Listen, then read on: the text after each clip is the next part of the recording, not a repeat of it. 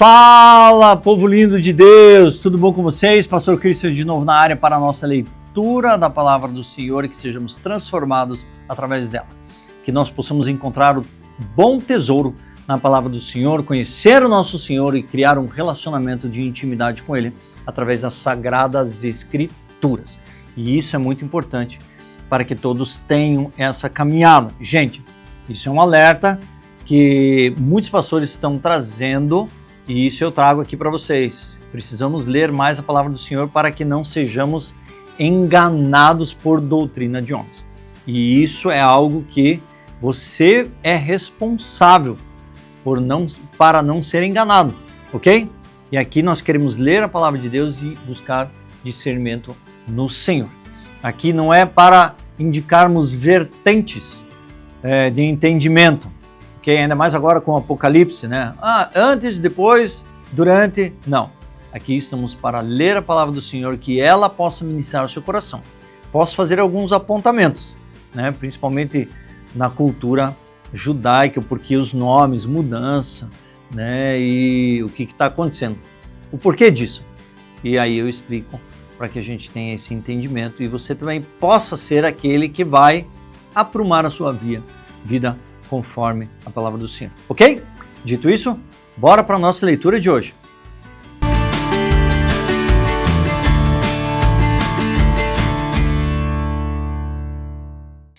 Muito bem. Pegou a sua Bíblia?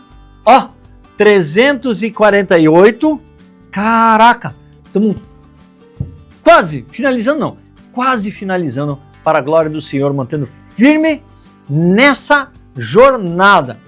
E olha, eu queria muito, assim, eu tenho um sonho de que até o dia 31, né, no caso, do jeito que está postado aqui, até o dia 31 de dezembro, a gente tenha 500 inscritos. E olha, eu tenho fé. São 500 pessoas que amam ler a palavra do Senhor e possam ser edificados por ela. E olha, vamos lá, né, mas não se atenha. Eu estou fazendo nos dias aí, mas eles estarão gravados, então você pode iniciar a hora que você quiser. Se você está chegando agora, seja bem-vindo. Você pode assistir agora até o final e começar e fazer a jornada cíclica, porque o começo não é tão fácil a leitura, mas a gente precisa fazer uma jornada e eu incentivo grandemente, fortemente fazer a jornada da palavra do Senhor em um ano, para você ler pelo menos a Bíblia uma vez no ano inteiro. Então, vamos lá, ano que vem tem outras coisas que eu quero fazer e é algo que queremos construir cada vez mais. Beleza? Então vamos lá. Vamos ler Jonas 1 a 4, 11. Já estamos em Jonas. Beleza? História bem conhecida, muitos conhecem Jonas. Então vamos lá. Os outros, nem tanto. Amós, Obadias, não são livros que são muito usados para mensagens, né? Para trazer princípios do Senhor. Mas são relevantes, é importante. Mas Jonas é muito conhecido, a sua vida e aquilo que eles passaram. E estamos com chuva agora. Dá para ouvir? Deixa eu tirar o cancelamento aqui.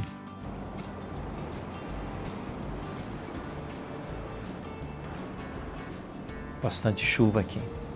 Daí ali eu vejo a janela. Provavelmente eu já tenha lançado o vídeo que eu mostro aqui como é que é o estúdio aqui, como eu estou gravando aqui. E ali tem a janela que a gente vê a rua de trás aqui. Mas vamos lá. Jonas 1, 4, 11. A palavra do Senhor veio a Jonas, filho de Amitai, dizendo: levanta-se, vá à grande cidade de Nínive e pregue contra ela, porque a sua maldade subiu até a minha presença. Jonas se levantou, mas para fugir da presença do Senhor, para Tarsis. Desceu a Jope e encontrou um navio que ia para Tarsis. Pagou a passagem e embarcou no navio para ir com eles para Tarsis, para longe da presença do Senhor. Mas o Senhor lançou sobre o mar um forte vento e levantou-se uma tempestade tão violenta que parecia que o navio estava a ponto de se despedaçar. Então os marinheiros ficaram com medo e clamando cada um ao seu Deus. Lançaram no mar a carga que estava no navio para que ele ficasse mais leve. Jonas, porém, havia descido ao porão do navio. Ali havia se deitado e dormia profundamente. O capitão do navio se aproximou de Jonas e lhe disse: o que está acontecendo com você? Agarrado no sono, levanta-se e invoque o seu Deus. Talvez assim esse Deus se lembre de nós para que não pereçamos. Os marinheiros diziam uns aos outros: vamos lançar sortes para descobrir quem é o culpado desse mal que caiu sobre nós. Lançaram sortes e a sorte caiu sobre Jonas. Então lhe disseram: agora nos diga, quem é o culpado por esse mal que nos aconteceu? Qual é a sua ocupação? De onde você vem? Qual a sua terra? E de que povo você é? Jonas respondeu: eu sou hebreu e temo o Senhor, o Deus dos céus que fez o mar e a terra. Então os homens ficaram com muito medo e lhe perguntaram: o que é isso que você fez? Pois aqueles homens sabiam que Jonas estava fugindo da presença do Senhor porque ele lhes havia contado.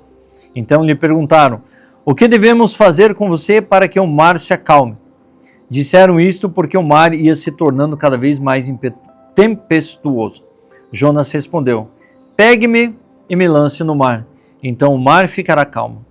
Porque eu sei que, por minha causa, esta grande tempestade caiu sobre vocês. Em vez disso, os homens remavam, esforçando-se para alcançar a terra, mas não podiam, porque o mar ia se tornando cada vez mais tempestuoso contra eles.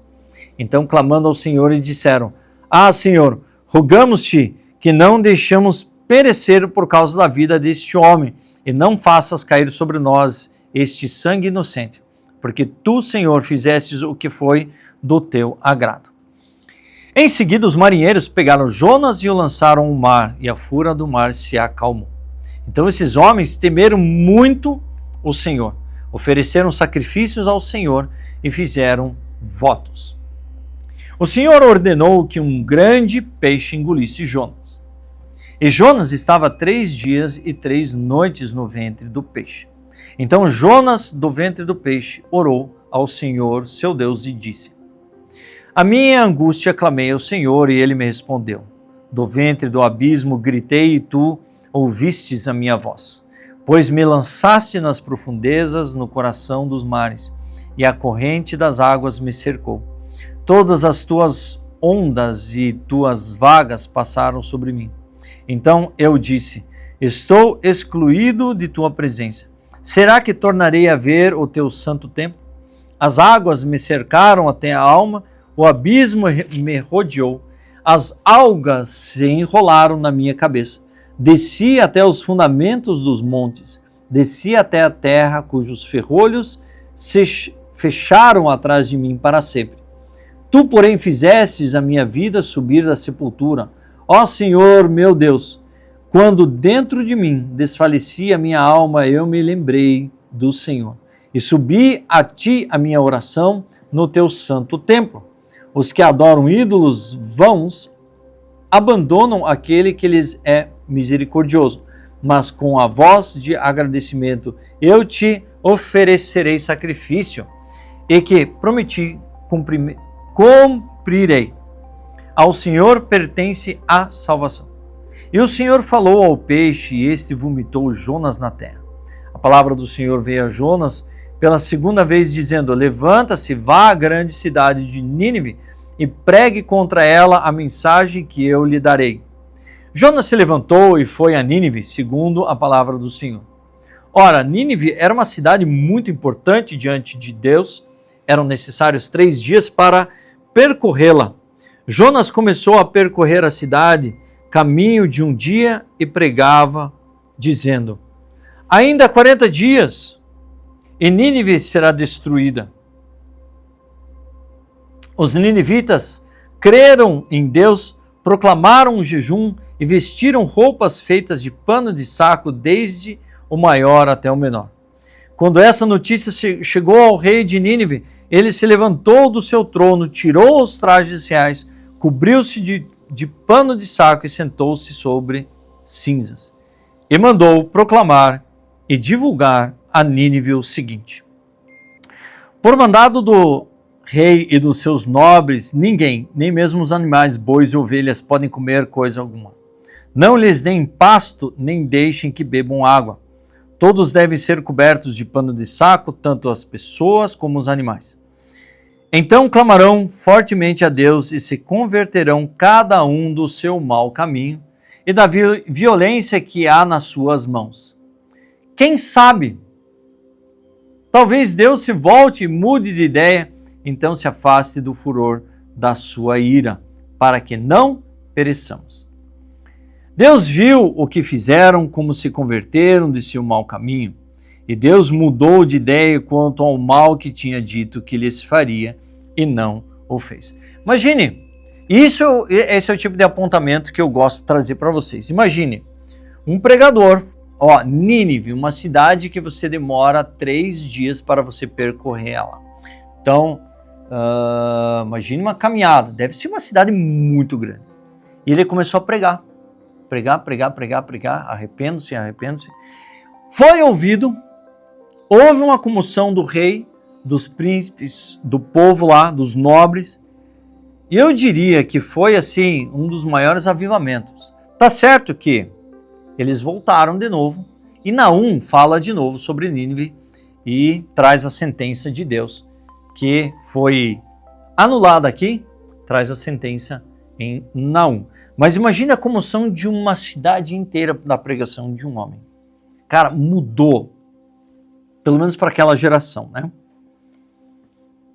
Mas Jonas ficou aborrecido e com raiva, ele orou ao Senhor e disse: Ah, Senhor, não foi isso que eu disse estando ainda na minha terra? Por isso me adiantei, fugindo para Tarsis, pois sabia que tu és Deus bondoso e compassivo, tardio em irar-se e grande em misericórdia, e que mudas de ideia quando o mal que anunciastes. Agora, Senhor, peço que me tires a vida, porque para mim é melhor morrer do que viver. E o Senhor disse: Você acha que é razoável essa sua raiva? Então Jonas saiu da cidade, sentou-se num lugar a leste da mesma. Ali construiu um abrigo, sentou-se na sombra para ver o que aconteceria com a cidade. Então o Senhor Deus fez crescer uma planta por cima de Jonas, para que fizesse sombra sobre a sua cabeça, a fim de o livrar do seu desconforto. E Jonas ficou muito contente por causa da planta. Mas no dia seguinte, ao amanhecer, Deus enviou um verme que atacou a planta e ela secou. Quando o sol nasceu, Deus fez soprar um vento leste muito quente. O sol bateu na cabeça de Jonas de maneira que ele quase desmaiou. Então pediu para morrer, dizendo: Para mim é melhor morrer do que viver. Então Deus perguntou a Jonas: Você acha que é razoável essa sua ira por causa da planta? Jonas respondeu: É tão razoável que até quero morrer. E o Senhor disse: Você tem compaixão da planta que não lhe custou nenhum trabalho. Você não a fez crescer. Numa noite ela nasceu e na noite seguinte desapareceu. E você acha que eu deveria ter muito mais compaixão da grande cidade de Nínive, em que há mais de 120 mil pessoas que não sabem distinguir entre a mão direita e a mão esquerda, e também muitos animais? Você acha que eu não deveria ter misericórdia de uma cidade? Você tem misericórdia de uma planta, agora de uma cidade onde há pessoas. E essa é a premissa, nós temos que olhar com compaixão para o próximo. Apocalipse 5, 1, 14.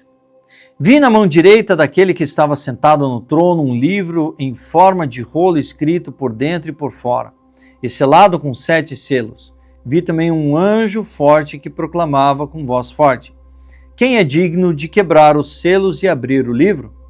Ora, nem no céu, nem sobre a terra, nem debaixo da terra, ninguém podia abrir o livro, nem mesmo olhar para ele. E eu chorava muito, porque ninguém foi achado digno de abrir o livro, nem mesmo de olhar para ele. Então um dos anciãos me disse: Não chore, eis que o leão da tribo de Judá, a raiz de Davi, venceu para quebrar os 7 selos. 7 selos de novo, 7. E abrir o livro. Então vi no meio do trono dos 4 seres viventes e entre os anciãos em pé, um cordeiro que parecia que tinha sido morto. Ele tinha 7 chifres, bem como 7 olhos, que são os 7 Espíritos de Deus enviados por toda a terra. O cordeiro foi e pegou o livro na mão direita daquele que estava sentado no trono.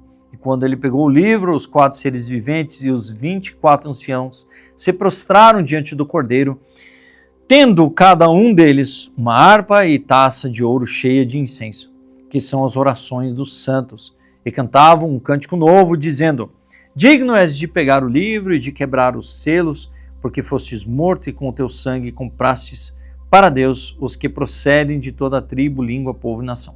E para o nosso Deus os constituístes reino e sacerdotes, e eles reinarão sobre a terra. Ó, isso é um negócio que também estava refletido. Ó, tá falando assim, que eu constituí eles.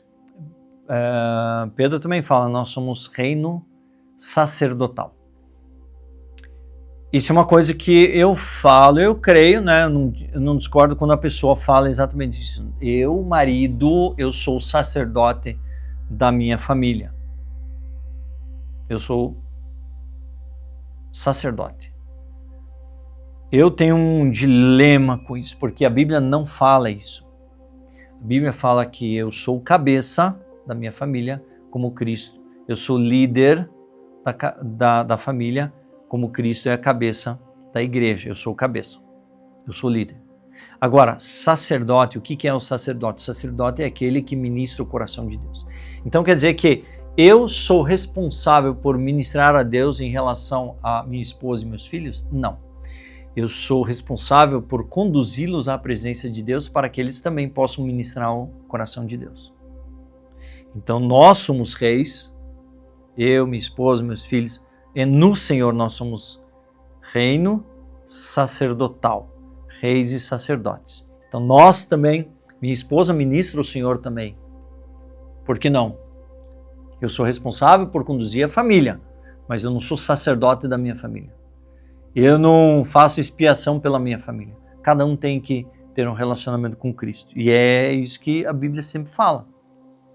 Nós somos cabeça. E eu tenho papel como cabeça. Então, esse é o meu entendimento, onde eu não vejo nenhum momento a Bíblia falar assim, ó, eu, marido, sou o sacerdote da minha família. Em nenhum momento fala isso, tá bom? Continuando. Eu vi uma voz de muitos anjos ao redor do trono, dos seres viventes e dos anciãos, cujo número era de milhões e milhões, milhares de milhares, proclamando em voz forte: digno é o Cordeiro que foi morto de receber o poder, a riqueza, a sabedoria, a força, a honra, a glória e o louvor. Então eu vi que toda criatura que há no céu e sobre a terra, debaixo da terra e sobre o mar e tudo que neles há estava dizendo: aquele que está sentado no trono e ao Cordeiro, seja o louvor, a honra, a glória, o domínio para todos sempre. E os 4 seres viventes respondiam: amém. Também os anciãos se prostraram e o adoraram. E nós queremos estar nessa vibe aí também. Adorar o Senhor Jesus aqui e eternamente. E vai ser maravilhoso com Ele. Então, cada vez mais temos que ensinar as pessoas, discipular as pessoas a ter um relacionamento com Cristo. Não com o pastor, que nem nós. Eu não sou sacerdote de apresentar, entendam bem, de ser aquele que vai apresentar os pecados para as pessoas, que era o sacerdote tinha que fazer. Apresentar o sangue para a salvação e cobrir os pecados daqueles que estão ali. Eu, como líder de igreja, não posso fazer isso. Cristo já fez, ponto. Eu preciso liderar as pessoas até Cristo. É isso que nós temos que fazer. Incentivar a igreja. Relacione-se com Cristo. Ah, mas como? Vamos lá. Lê a Bíblia. Vamos lá, lê a Bíblia um ano inteiro. Bora? Gente. Você acha que eu vou fazer o trabalho de cada um de vocês? Nenhum líder, nenhum pastor tem que fazer isso. Nós temos o papel de ensiná-los, mas não de viver a vida cristã por vocês. Então, gente, desculpa aí, se aprume. Vamos ler a Bíblia. Salmo 133, 1-3. Ó, como é bom e agradável vivermos unidos, os irmãos. É como óleo precioso sobre a cabeça, o qual desce pela barba, a barba de Arão, e desce para a gola de suas vestes. É como o orvalho de Hermon que desce sobre os montes de Sião. Ali o Senhor ordena a sua bênção e a vida para sempre. Provérbios 29, 26, 27. Muitos buscam o favor daquele que governa, mas a justiça do Senhor vem para todos. Para os justos, a pessoa iníqua é a abominação, e o reto em seu caminho é a abominação ao ímpio. A vida reta incomoda as pessoas. E assim terminamos a nossa leitura de 348. Dito isso, eu sou o pastor Christopher. Assine o canal, ative o sininho, compartilhe, dê um like, para que assim o YouTube entenda que é bom e agradável, bom e agradável, isso mas que seja transmitido para as pessoas e entregue esses vídeos para as pessoas, para a sua edificação no Senhor, na palavra de Deus, ok? Deus abençoe você. Acho que já foi tudo que eu falei. Deus abençoe. Nos vemos na leitura de amanhã.